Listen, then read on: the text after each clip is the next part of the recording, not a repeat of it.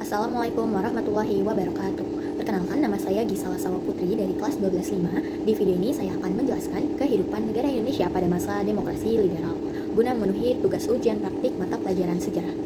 Indonesia pada masa demokrasi liberal itu berlangsung sekitar tahun 1950 sampai 1959, di mana masa demokrasi liberal ini memiliki penyebutan lain, yaitu adalah sistem parlementer. Nah, sebelum saya menjelaskan kehidupan politik Indonesia pada masa demokrasi liberal, saya akan menjelaskan sedikit tentang definisi dari demokrasi. Nah, demokrasi ini berasal dari dua kata dari bahasa Yunani, yaitu demos yang artinya adalah rakyat dan kraton yang artinya adalah kekuasaan. Jadi demokrasi itu adalah suatu kekuasaan pemerintahan yang dimana dari rakyat, oleh rakyat, dan untuk rakyat, dimana rakyat ini sebagai pemegang kekuasaan tertinggi. Nah, jadi apa sih demokrasi liberal? Nah, sebelum itu demokrasi ini juga pertama kali dilaksanakan itu adalah di Yunani, tepatnya di kota Athena. Nah, demokrasi liberal ini adalah demokrasi yang dimana masyarakat ini harus terlibat aktif dalam sistem politik melalui perwakilan-perwakilan partai politiknya. Jadi di sini dimaksudkan bahwa liberal di sini dimaksudkan itu apa? Dimaksudkan bahwa para masyarakat ini harus terlibat aktif nih dalam perkembangan sistem politik di Indonesia pada masa itu. Nah, pada sistem parlementer ini atau pada demokrasi liberal ini, pada saat itu juga pemerintahan dipimpin oleh Perdana Menteri yang dibantu oleh para kabinet.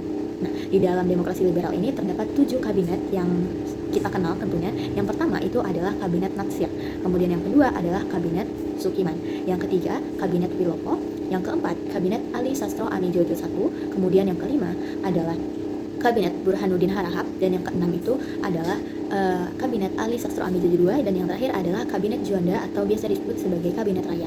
Nah, kabinet Juanda ini juga adalah kabinet terakhir serta kabinet yang paling lama menjabat pada saat itu. Nah, kemudian Perdana Menteri pertama saat memimpin Indonesia pada saat itu adalah Sultan Syahrir.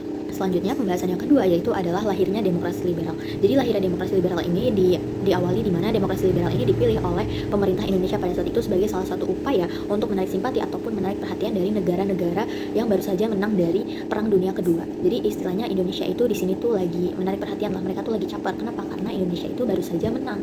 Indonesia itu baru saja merdeka gitu ya, tahun 1945. Jadi di sini diupayakan lah supaya Indonesia ini bisa dilirik sama negara-negara lain yang sudah maju atau sudah merdeka sebelumnya. Nah, pada saat itu juga pemerintah di Indonesia ini akhirnya melakukan perubahan-perubahan sistem politik nih, di mana pada saat itu Indonesia ini meniru sistem politik negara-negara barat. Supaya apa? Ya udah pasti supaya dilirik oleh negara-negara lain yang sudah maju duluan kayak gitu. Nah, lalu pada saat itu dasar dari demokrasi liberal ini adalah Undang-Undang Dasar Sementara 1950, di mana UUD 1950 ini dibentuk setelah dibubarkannya RIS. Nah, selanjutnya itu adalah aspek politik pada masa demokrasi liberal. Jadi pada saat masa demokrasi liberal itu di Indonesia itu memegang yang namanya sistem multipartai. Maksudnya itu apa? Jadi pada masa demokrasi liberal ini banyak sekali partai-partai yang berdiri gitu di masa itu, dimana dengan ideologi dan juga tujuan yang berbeda-beda tentunya. Nah, pada tahun 1955 jugalah dimana terjadi pemilu pertama kali di Indonesia, dimana pemilu dilaksanakan sebanyak 2 kali, yang dimana pertama tepatnya pada tanggal 29 September tahun 1955 itu dilaksanakan untuk memilih anggota DPR. Kemudian pelaksanaan yang kedua itu tepatnya pada tanggal 15 Desember tahun 1955 untuk memilih anggota konstituante. Nah, pemilihan anggota DPR dan anggota konstituante ini diatur pada Undang-Undang Nomor 7 tahun 1953. Seperti itu. Lalu dasar hukum dari sistem multipartai yang sudah saya sebutkan tadi itu adalah Maklumat Wakil Presiden nomor 10, yang dimana di dalamnya itu berisi bahwa sistem multipartai atau pembentukan partai politik ini adalah sebagai salah satu upaya ataupun bagian dari penerapan dilaksanakannya atau terjadinya demokrasi. Nah, pada masa demokrasi liberal ini kan tentunya tadi adalah terjadinya pemilu pertama kali. Nah, pemilu pertama kali pada tahun 1955 ini dianggap sebagai pemilu yang paling sukses atau dianggap yang paling demokratis. Kenapa? Karena alasan yang pertama itu pemilu dilaksanakan secara jujur. Jadi benar-benar tidak ada yang bohong, kemudian ya benar-benar mereka memilih sesuai hati nurani gitu, tidak ada paksaan dan juga bebas. Kemudian pemilu pada tahun 1955 ini juga itu tanpa paksaan tadi yang sudah saya bilang. Kemudian jadi benar-benar sesuai hati nurani mereka memilih apa. Kemudian pada pemilu pertama ini juga jumlah pemilihnya itu atau yang berkontribusi itu, yang terlibat aktif itu sangat tinggi. Kenapa? Karena pada masa itu mereka belum mengenal yang namanya golput. Jadi mereka tuh semuanya pasti memilih setiap partai yang ada, entah partainya itu apa, tapi mereka itu pasti memutuskan untuk memilih. Sama banyak sekali antusias dari para rakyat dan juga para partai, karena pada masa demokrasi liberal itu banyak sekali partai-partai yang terlibat di dalamnya. Ada sekitar 52 partai yang ikut berpartisipasi untuk memajukan sistem politik di Indonesia. Nah, adapun 4 partai yang besar pada saat itu dikenal adalah yang pertama adalah PNI, kemudian Masyumi, NU, dan yang terakhir adalah PKI. Nah, lalu yang terakhir yaitu berakhirnya masa demokrasi liberal. Jadi seperti apa sih awalnya akhirnya demokrasi liberal ini terjadi? Ada beberapa faktor pemicu yang membuat demokrasi liberal ini akhirnya berakhir. Yang pertama itu adalah banyaknya jumlah partai yang terlibat.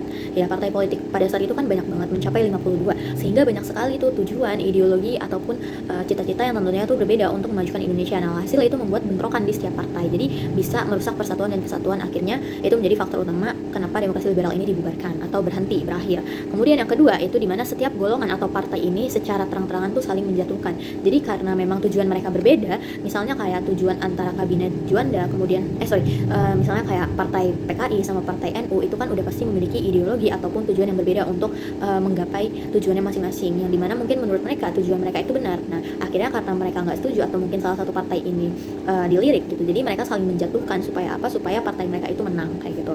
Kemudian adanya kegagalan Dewan Konstituante dalam menyusun UUD yang baru juga menjadi faktor berakhirnya demokrasi liberal. Jadi karena Dewan Konstituante ini gagal dalam membentuk undang-undang dasar yang baru, alhasil demokrasi liberal ini acak-acakan lah kayak gitu, karena tidak ada aturan yang resminya. Kemudian karena berbagai masalah tersebut, akhirnya Presiden Soekarno pada tanggal 5 Juli 1959 itu memutuskan untuk mengeluarkan dekret presiden yang dimana isinya yang pertama dibubarkannya konstituante, kemudian yang kedua Undang-Undang Dasar 1945 itu berlaku kembali, dan UUDS itu 1950 dihentikan atau sudah tidak berlaku, dan yang terakhir dibentuknya MPRS dan DPRS.